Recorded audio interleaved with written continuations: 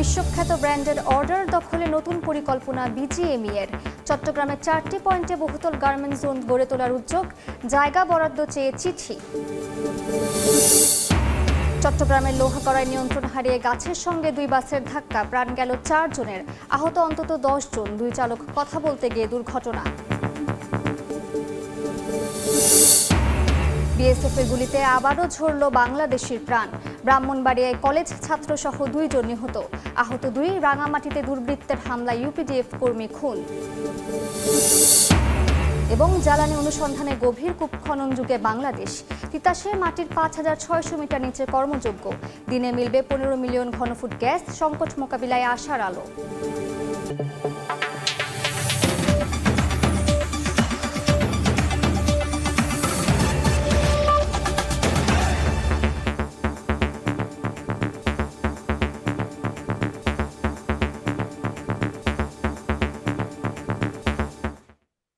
আমন্ত্রণ সময় সংবাদের নিয়মিত আয়োজন বিভাগীয় সময়ে থাকছি সপ্তাহের 7 দিন ভিন্ন ভিন্ন বিভাগের সংবাদ নিয়ে। আজ থাকছে চট্টগ্রাম বিভাগ, সঙ্গে আছে আমি মালিহা সুহরওয়ার্দী। বিশ্বখ্যাত ব্র্যান্ডের অর্ডার দখলে নিতে চট্টগ্রামের 4টি পয়েন্টে বহুতল ভবনে অন্তত 25টি কারখানা নিয়ে গার্মেন্টস জোন গড়ে তুলতে চায় বিজিএমইএ। কমপ্লায়েন্স জটিলতা এড়াতে ফ্লোর স্পেসের পাশাপাশি বিদ্যুৎ, জেনারেটর, গ্যাস এবং অগ্নি নির্বাপন ব্যবস্থা সহ সব ধরনের সুবিধা থাকবে এসব ভবনে। ইতোমধ্যে জায়গা বরাদ্দ চেয়ে জেলা প্রশাসনের কাছে চিঠিও দেওয়া হয়েছে। সাখাওয়াত টিপুর ক্যামেরায় বিস্তারিত জানাচ্ছেন কমল দে। নানা সংকটে হাতছাড়া হওয়া বিশ্বখ্যাত ব্র্যান্ডের অর্ডার ফের দখল করতে চায় চট্টগ্রামের পোশাক কারখানাগুলো।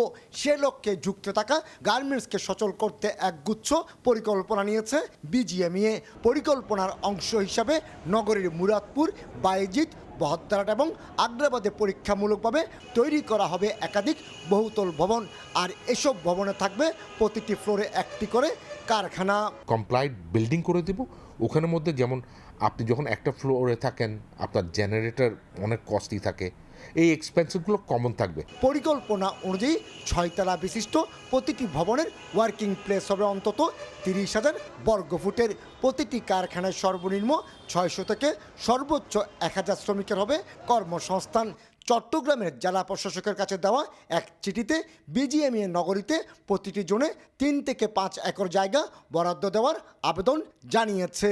বড় বড় যে ব্র্যান্ডগুলির কাজ এরা এখন করতে পারতেছে না, ওই ব্র্যান্ডগুলির কাজ করা এরা করতে পারবে। স্বাধীনতা পরবর্তী চট্টগ্রাম থেকে তৈরি পোশাক রপ্তানি শুরু, কিন্তু নানামুখী সংকটে গত 4 দশকে রপ্তানি 40% থেকে কমে 9% দাঁড়িয়েছে। চট্টগ্রামে হলো যে এই এক্সপোর্ট বিজনেসের জন্য একান্ত ভাইয়েবল হাব, কেননা সারা পৃথিবীতে বন্দর ঘেঁষে আশেপাশে হয় এই ইন্ডাস্ট্রি, এক্সপোর্ট ইন্ডাস্ট্রিগুলো ডেভেলপ করে। চট্টগ্রামে 2টি ইপিজেড এবং নগরীর বিভিন্ন স্থানে গার্মেন্টসের কারখানা রয়েছে 400-র বেশি। কমল দে, সময় সংবাদ, চট্টগ্রাম।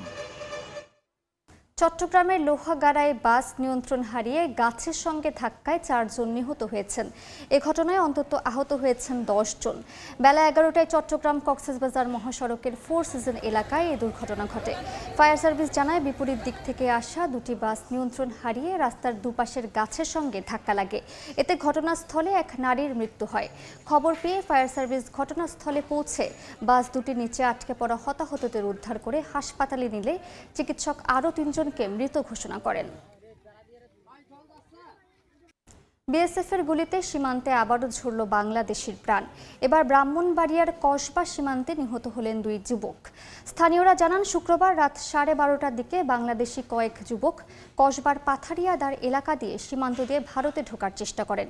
এ সময় বিএসএফ তাদের লক্ষ্য করে কয়েক রাউন্ড গুলি করলে ঘটনাস্থলে বাংলাদেশি 2 যুবক নিহত হন। নিহত মোরসালিন ও নবীর হোসেনের লাশ ভারতের বিশালগড় মহকুমা হাসপাতালে রাখা হয়েছে। এ ঘটনায় আহত 2 যুবককে উদ্ধার করে কুমিল্লা মেডিকেল কলেজ হাসপাতালে পাঠানো হয়েছে।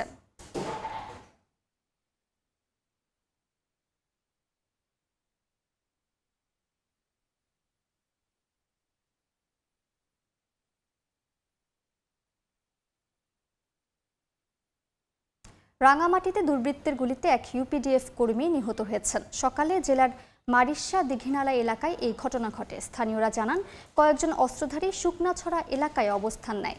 বিষয়টি টের পেয়ে হেগেরা চাকমা দৌড়ে পালানোর চেষ্টা করেন। এ সময় তাকে লক্ষ্য করে কয়েক রাউন্ড গুলি ছোড়ে দুর্বৃত্তরা। এতে ঘটনাস্থলেই তার মৃত্যু হয়।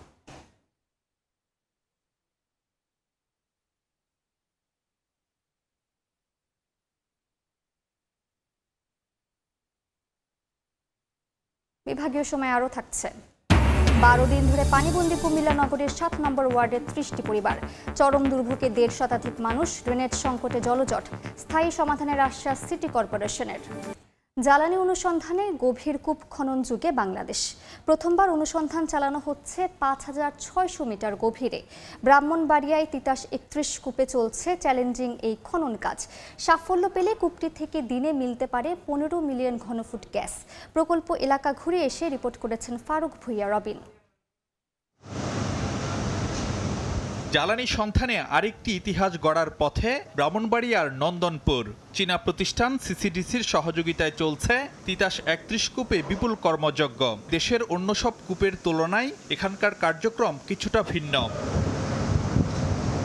সাধারণত দেশের স্থলভাগে কূপ খনন চলে 2400 থেকে 4000 মিটার পর্যন্ত। কেবল ফেঞ্চুগঞ্জের একটি কূপে সর্বোচ্চ 4977 মিটার গভীরতায় খনন কাজের নজির রয়েছে। এবার সেই সীমা অতিক্রম করার লক্ষ্য জ্বালানি বিভাগের। তিতাস 31 কূপে মাটি থেকে 5600 মিটার গভীরতায় চলবে অনুসন্ধান কার্যক্রম। High pressure zone, over pressure zone আছে, এইটাকে মিটিগেট করে ড্রিলিং করাটাই হচ্ছে চ্যালেঞ্জ। এবং এইটাকে মিটিগেট করে ড্রিলিং করার মতো টেকনোলজি এখন আছে। ইনশাল্লাহ আমরা এগুলো ওভারকাম করে ড্রিলিংটা সম্পন্ন করতে পারবো। ডিসেম্বর নাগাদ তিতাস 31 কূপ খনন শেষ করার লক্ষ্য জ্বালানি বিভাগের। প্রকল্প সংশ্লিষ্টরা জানাচ্ছেন, ত্রিমাত্রিক ভূতাত্ত্বিক জরিপে কূপটিতে 2টি সেফ গ্যাসের মজুদ থাকতে পারে বলে প্রাথমিক ধারণা মিলেছে। অনুসন্ধান সফল হলে এখান থেকে দৈনিক 15 মিলিয়ন ঘনফুট হারে গ্যাস যুক্ত হবে জাতীয় গ্রিডে। 3700 মিটারের নিচে 4টা জোনটাকেই যদি আমরা সাকসেসফুল হয়ে যায়, তাহলে 2TCF এর মতো আরও রিজার্ভ বৃদ্ধির সম্ভাবনা রয়েছে। জ্বালানি বিভাগের আশা, নতুন কূপে সফলতা এলে কিছুটা হলেও কাটবে সংকট। তিতাস গ্যাস ক্ষেত্রের 31 নম্বর কূপে যতটা গভীরতায় গিয়ে জ্বালানি অনুসন্ধান কার্যক্রম চলছে, তা দেশের স্থলভাগে অন্য কোনো কূপের ক্ষেত্রে দেখা যায়নি। বিষয়টি একদিকে যেমন যথেষ্ট চ্যালেঞ্জিং, ঠিক একইভাবে এখান থেকে সফলতা পেলে তা দেশের জ্বালানি খাতের জন্য নতুন মাইল ফলক হবে বলে মনে করেন প্রকল্প সংশ্লিষ্টরা। ফারুক ভুইয়া রবিন, সময় সংবাদ, তিতাস গ্যাস ক্ষেত্র, ব্রাহ্মণবাড়িয়া। 12 দিন ধরে পানিবন্দী কুমিল্লা নগরীর 7 নম্বর ওয়ার্ডের বাসিন্দারা। বসতঘর ও শ্রেণীকক্ষে উঠেছে পানি। স্থানীয়দের অভিযোগ, জলজটে 30টি পরিবার দুর্ভোগ পোহালেও দেখার কেউ নেই। বাহার রায়হানের তথ্য ও ছবিতে রিপোর্ট।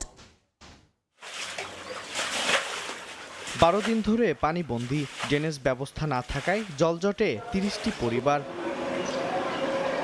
এ চিত্র কুমিল্লা নগরীর 7 নম্বর ওয়ার্ডের অশোকতলা এলাকায়। 1.5 শতাধিক মানুষ পানি মারিয়ে দৈনন্দিন জীবন কাটাচ্ছেন। নিয়মিত ঘণ্টা বাজলেও বিদ্যালয়ে নেই শিক্ষার্থীর উপস্থিতি। বসতঘরেও পানি উঠে পড়ায় বিপাকে বাসিন্দারা। তাদের অভিযোগ, এমন দুর্ভোগ দেখার কেউ নেই। ক্লাসে পানি ঢুকে যায়, নিচতলার এই যে পাশের এই যে ক্লাসটা দেখছেন, ওই রুমটাও পানি ঢুকে যায় এবং পিছনে যে ভবন ওইখানেও আমাদেরকে ক্লাস করতে হয়, ওই 2টা রুমও পানি ঢুকে যায়। পানি নিষ্কাশনের কোনো লাইনই নাই, কোনো সমাধান হচ্ছে না, বরঞ্চ দিন দিন বৃষ্টি যত হচ্ছে এত বাড়তেছে। পানিটা আটকে থাকে, পানিটা আগে ছিল নিচে ছিল লেয়ারটা, এখন ওটা ওয়াল দেয়াল দিয়ে এটা লেয়ার উপরে করে ফেলছে, পানি দেওয়ার ব্যবস্থা নাই। আমরা সব দিক দিয়ে কষ্ট হইতেছে, আপনার চারিদিকে জল ভরে, জল না খাওয়া দাওয়া, নামা ওঠা বসা সব দিক দিয়ে। বৃষ্টি ছাড়ও এই রাস্তার পানি, পুষ্কুনির পানি, এর পানি, এমনি পানি, কি করতাম।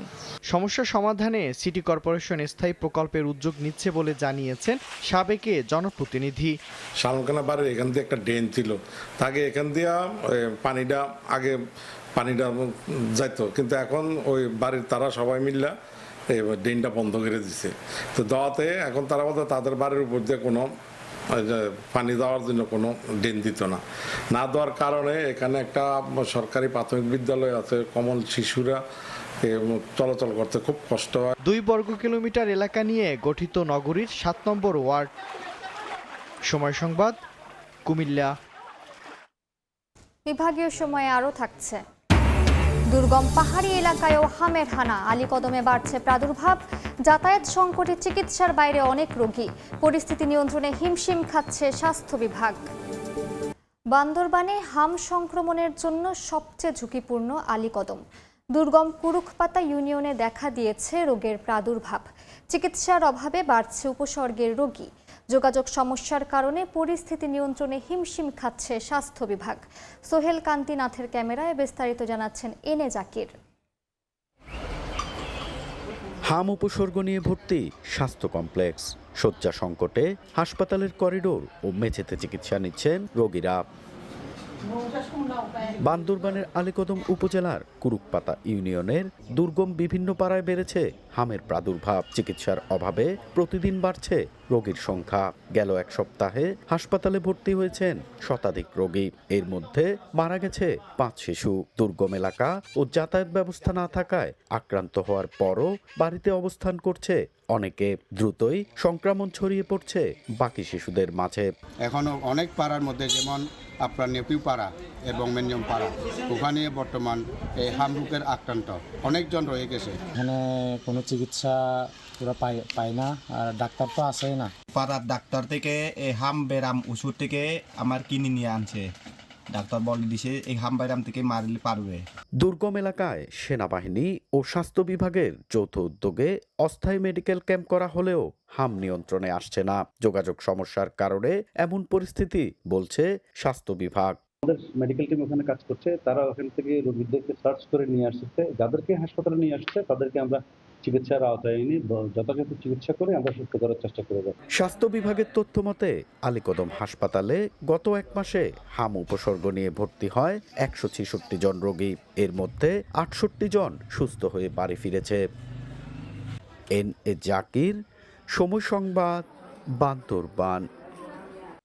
23 বছরেও মেলেনি লক্ষ্মীপুর সদর হাসপাতালের প্রস্তাবিত জনবল, প্রয়োজনীয় যন্ত্রপাতি ও চিকিৎসক। 100 শয্যার বিপরীতে হাসপাতালে ভর্তি 5 গুণ রোগী। বিশেষজ্ঞ চিকিৎসকের পদ খালি অর্ধেক। কাঙ্ক্ষিত সেবা থেকে বঞ্চিত রোগীরা। আহাদুল ইসলাম আকাশের ছবিতে পাজহারুল আনোয়ার টিপু রিপোর্ট।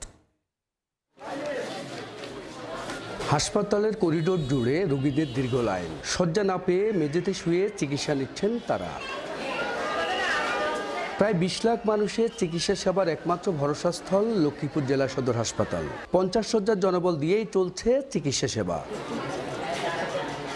188 জন জনবলের বিপরীতে আছেন 99 জন। বিশেষজ্ঞ চিকিৎসকের 14টি পদের বিপরীতে 7 জন, আর সিনিয়র স্টাফ নার্সের 23টি পদ থাকলেও কর্মরত মাত্র 5 জন।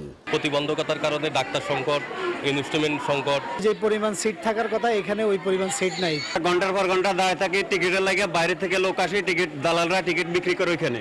ধারণ ক্ষমতার বিপরীতে 5 গুণ রোগী ভর্তি, আর চিকিৎসক ও লোকবল সংকটের কারণে সেবা দিতে হিমশিম খাচ্ছেন চিকিৎসকরা। প্রতিদিন 400 থেকে 500 জন রোগী ভর্তি হচ্ছে।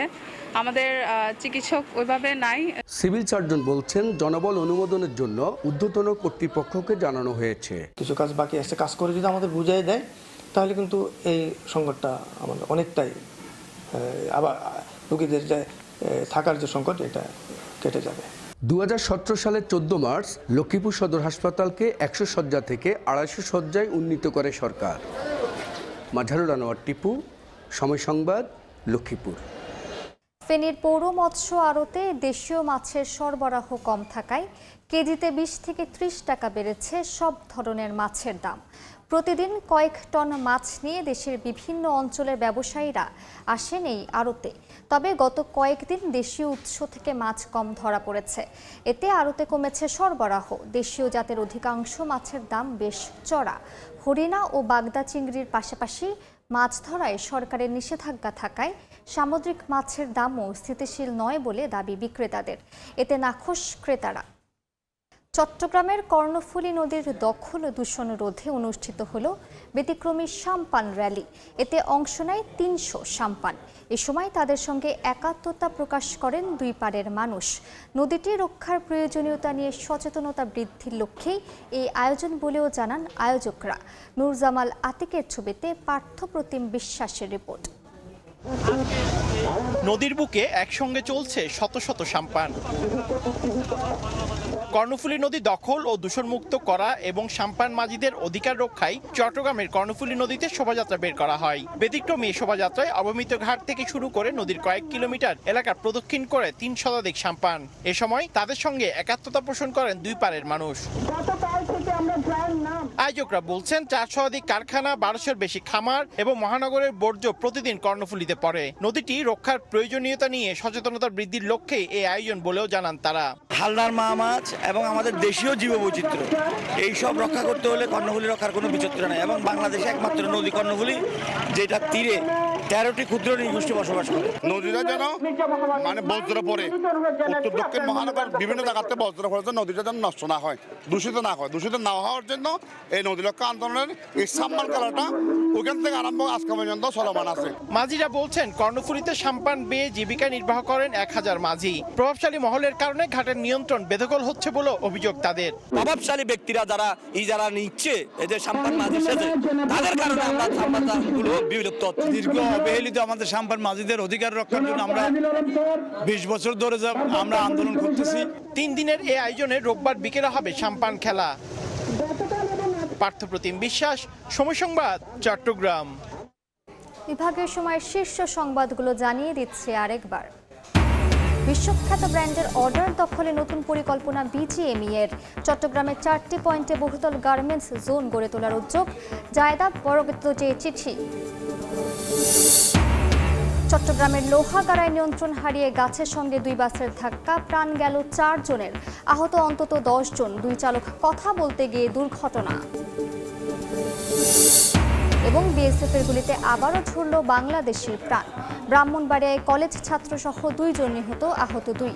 রাঙামাটিতে দুর্বৃত্তের হামলায় ইউপিডিএফ কর্মী খুন।